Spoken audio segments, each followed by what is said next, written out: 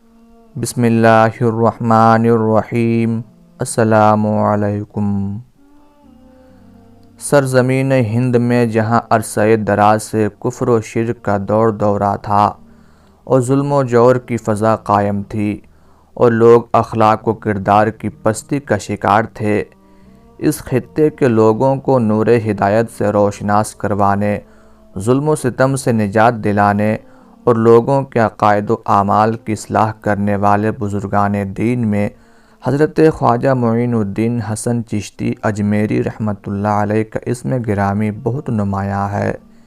آپ رحمۃ اللہ علیہ کی ولادت 537 ہجری بمطابق 1142 عیسوی کو سجستان یا سیستان کے علاقے سنجر میں ایک پاکیزہ اور علمی گھرانے میں ہوئی۔ آپ کے والد محترم کا نام خواجہ غیاث الدین حسن اور والدہ ماجدہ کا نام بی بی ماہ نور تھا۔ آپ نجیب الطرفین سید تھے۔ آپ کا سلسلہ نسب والد محترم کی طرف سے خلیفہ راشد داماد رسول حضرت علی رضی اللہ تعالی عنہ سے جا ملتا ہے۔ جس زمانے میں آپ کی پیدائش ہوئی وہ زمانہ بڑا پرآشوب تھا، ہر طرف قتل و غارت گری کا بازار گرم تھا، خصوصاً سجستان کے حالات بہت ہی زیادہ خراب تھے، جس سے تنگ آ کر آپ کے والد محترم نے خراسان جا کر آباد ہونے کا فیصلہ کر لیا اور اپنے اہل و عیال کے ساتھ یہیں آباد ہو گئے۔ اس وقت آپ کی عمر 1 سال تھی۔ آپ نے متقی و پارسا والدین کی آغوش تربیت میں پرورش پائی تھی، اس لیے عام بچوں کی طرح آشنائے لہو و لعب نہ تھے۔ آپ کی ابتدائی تعلیم والد گرامی کے زیر سایہ ہوئی۔ 9 برس کی عمر میں قرآن پاک حفظ کر لیا، پھر ایک مدرسہ میں داخل ہو کر تفسیر و حدیث اور فقہ کی تعلیم حاصل کی اور بہت کم وقت میں کثیر علم حاصل کر لیا۔ جب آپ کی عمر 15 سال کی ہوئی تو والد کا سایہ سر سے اٹھ گیا۔ ابھی آپ کی یتیمی کا داغ دھلا بھی نہیں تھا کہ والدہ صاحبہ بھی وفات پا گئیں۔ والد کے ترکہ سے آپ کو انگوروں کا ایک باغ اور ایک آٹا پیسنے والی چکی ملی تھی، جس کو آپ نے ذریعہ معاش بنایا اور خوشگوار زندگی گزرنے لگی۔ مگر اللہ تعالیٰ نے آپ کو اپنی مخلوق کے دلوں کی باغبانی کے لیے پیدا فرمایا تھا۔ چنانچہ حضرت خواجہ صاحب ایک دن اپنے باغ میں بیٹھے تھے کہ ادھر سے مشہور بزرگ حضرت شیخ ابراہیم قندوزی رحمۃ اللہ علیہ کا گزر ہوا۔ خواجہ صاحب نے انہیں دیکھ کر بڑی عقیدت سے سلام کیا اور باغ میں آنے کی دعوت دی۔ دعوت کا انداز کچھ ایسا تھا کہ شیخ صاحب انکار نہ کر سکے۔ آپ باغ میں داخل ہو گئے۔ خواجہ صاحب نے ان کو بٹھایا اور میٹھے انگوروں کے چند خوشے کھانے کے واسطے پیش کیے۔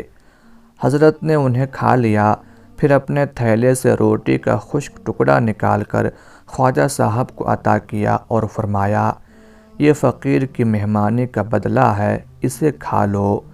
یہ کہہ کر اٹھے اور چل دیے۔ حضرت خواجہ معین الدین چشتی رحمۃ اللہ علیہ نے جیسے ہی روٹی کا وہ ٹکڑا کھایا، آپ کے دل کی دنیا بدل گئی۔ آپ کو احساس ہونے لگا کہ یہ دنیا اور اس کی تمام تر رعنائیاں ایک نہ ایک دن فنا ہونے والی ہیں۔ دوسرے دن آپ نے باغ اور چکی کو بیچ دیا اور اس سے جو کچھ آمدنی حاصل ہوئی اس کا کچھ حصہ اپنے اخراجات کے لیے رکھا اور باقی کو فقیروں میں تقسیم کر دی اور تلاش حق میں نکل پڑے۔ کئی مقامات سے گزرتے ہوئے قریہ ہرون پہنچے اور حضرت خواجہ عثمان ہرونی رحمۃ اللہ علیہ کے حلقہ ارادت میں شامل ہو کر فیض حاصل کیا اور 20 سال سفر و حضر میں ان کے ساتھ رہے۔ جب حضرت خواجہ غریب نواز رحمۃ اللہ علیہ اپنے پیر و مرشد حضرت خواجہ عثمان ہرونی رحمۃ اللہ علیہ سے فیوض و برکات حاصل کر کے اللہ تبارک و تعالیٰ کی عطا سے ولایت کے مرتبے پر فائز ہو گئے تو ان کی اجازت سے سفر پر روانہ ہو گئے۔ دوران سفر آپ رحمۃ اللہ علیہ جہاں بھی قیام فرماتے، اگر وہاں آپ رحمۃ اللہ علیہ کی ذرا بھی شہرت ہو جاتی تو کہیں اور تشریف لے جاتے۔ یوں مختلف مقامات سے ہوتے ہوئے آپ رحمۃ اللہ علیہ مکہ مکرمہ پہنچے اور کچھ روز وہاں قیام کرنے کے بعد مدینہ منورہ چلے آئے اور روضہ رسول صلی اللہ علیہ وآلہ وسلم کی زیارت سے مشرف ہوئے اور اس کے قریب مقیم ہو گئے۔ ایک روز خواب میں حضور صلی اللہ علیہ وآلہ وسلم کا دیدار ہوا۔ آپ صلی اللہ علیہ وآلہ وسلم نے فرمایا، بیٹا حسن، تم آج کے بعد سے معین الدین ہو، یعنی میرے دین کے مددگار ہو۔ جاؤ، ہم نے تمہاری ڈیوٹی ہندوستان میں لگا دی ہے۔ ہندوستان جاؤ اور لوگوں کو دعوت اسلام دو اور میرا کلمہ پڑھا کر میرا غلام بناؤ۔ حضرت خواجہ غریب نواز رحمۃ اللہ علیہ حضور صلی اللہ علیہ وآلہ وسلم کا حکم سنتے ہی وہاں سے تیار ہوئے، مدینہ منورہ سے ملک شام پہنچے، ملک شام سے ہوتے ہوئے بغداد پہنچے، بغداد سے ایران ہوتے ہوئے افغانستان پہنچے۔ افغانستان میں ایک علاقہ تھا جس کا نام سبزہ وار تھا۔ اس علاقے کا حاکم بہت ظالم جابر اور بد کردار تھا۔ اس حاکم کا ایک بہت ہی خوبصورت قسم کا باغ جو کہ شہر کے کچھ فاصلے پر تھا، اس میں طرح طرح کے درخت لگے ہوئے تھے اور ان درختوں پر طرح طرح کے پھل بھی ہوتے تھے۔ اس کے علاوہ بڑے پیارے پیارے پھولوں کے باغیچے لگے ہوئے تھے۔ جب شام کا وقت ہوتا تو ان پھولوں سے ایسی پیاری پیاری خوشبو آتی کہ انسان کی طبیعت میں سرور آ جاتا تھا۔ یہی وجہ تھی کہ ہر روز سبزہ وار کا حاکم شام کو اس باغ میں سیر و تفریح کے لیے آتا تھا اور اس کے تمام ملازمین، تمام خادمین باغ میں سے ہر اس آدمی کو نکال دیتے تھے جو بھی وہاں سیر و تفریح کی غرض سے آیا ہوتا۔ جب حضرت خواجہ معین الدین چشتی رحمۃ اللہ علیہ اس علاقے سبزہ وار میں پہنچے تو آپ رحمۃ اللہ علیہ اپنے مرید خاص حضرت قطب الدین بختیار کاکی رحمۃ اللہ علیہ کو ساتھ لیے اس باغ میں پہنچے۔ اس باغ میں ایک بہترین قسم کا حوض بنا ہوا تھا۔ آپ اسی حوض کے پاس تشریف لے گئے، اسی حوض سے وضو کیا اور 2 رکعت نماز نفل ادا فرمائے۔ نفل پڑھنے کے بعد اسی حوض کے کنارے مصلی بچھا کر بیٹھ گئے اور قرآن مجید کی تلاوت کرنی شروع کر دی اور ادھر شام کا وقت ہو گیا۔ حاکم سبزہ وار آنے والا تھا۔ تمام لوگ باغ سے جا رہے تھے کہ کہیں بادشاہ ہمیں دیکھ کر غصے میں نہ آ جائے۔ چنانچہ ساری دنیا چلی گئی، لیکن حضرت خواجہ غریب نواز رحمۃ اللہ علیہ باغ سے تشریف نہ لے گئے، وہیں بیٹھے قرآن پاک کی تلاوت فرماتے رہے۔ دوسری طرف حاکم کے ملازمین بڑے پریشان ہو گئے کہ اب یہ بزرگ جا نہیں رہے، بادشاہ آ گیا تو کہیں ہماری نوکری کی چھٹی نہ ہو جائے۔ تمام ملازمین خواجہ غریب نواز رحمۃ اللہ علیہ کی خدمت میں پہنچے اور عرض کرنے لگے، حضور، ہم لوگ بڑے غریب ہیں۔ فرمایا، تم کہنا کیا چاہتے ہو؟ عرض کی، حضور، حاکم کا حکم ہے کہ جب میں باغ میں پہنچوں تو کوئی بھی شخص باغ میں نہیں ہونا چاہیے، ورنہ تمہاری چھٹی بھی ہو جائے گی اور تمہیں سزا بھی دی جائے گی۔ حضور، اب اس کا ٹائم ہونے والا ہے، وہ آنے والا ہے۔ اگر آپ نہ گئے تو پھر ہمارے بچوں کا کیا بنے گا، ہماری نوکری کا کیا بنے گا اور ہمیں سزا کا کیا معاملہ ہوگا؟ حضور، ہم غریبوں پر کرم فرمائیے اور باغ سے تشریف لے جائیے، آپ کی بڑی مہربانی ہوگی۔ حضرت خواجہ غریب نواز رحمۃ اللہ علیہ نے ارشاد فرمایا کہ بادشاہ کے ملازموں، ڈرنے کی ضرورت نہیں، انشاءاللہ میں بھی یہاں سے نہیں جاؤں گا، تمہاری نوکری بھی نہیں چھوٹے گی، تمہیں سزا سے ڈرنے کی بھی کوئی ضرورت نہیں۔ لیکن ملازمین نے کہا کہ حضور، ہمیں تو حاکم کے نام سے بھی خوف آتا ہے، کیونکہ وہ بڑا ظالم ہے، کسی کا لحاظ نہیں کرتا۔ فرمایا، تم اپنے حاکم سے ڈرتے ہو، لیکن میں تمہارے حاکم سے نہیں ڈرتا، بلکہ میں تو اپنے معبود حقیقی، اپنے حاکم رب العالمین سے ڈرتا ہوں، اس کے علاوہ مجھے کسی دنیا والے کا ڈر نہیں۔ اگر تم کو زیادہ ہی ڈر لگ رہا ہے تو اس سامنے والے درخت کے پاس بیٹھ جاؤ اور پھر دیکھو کہ تمہارے حاکم کا کیا حال ہوتا ہے۔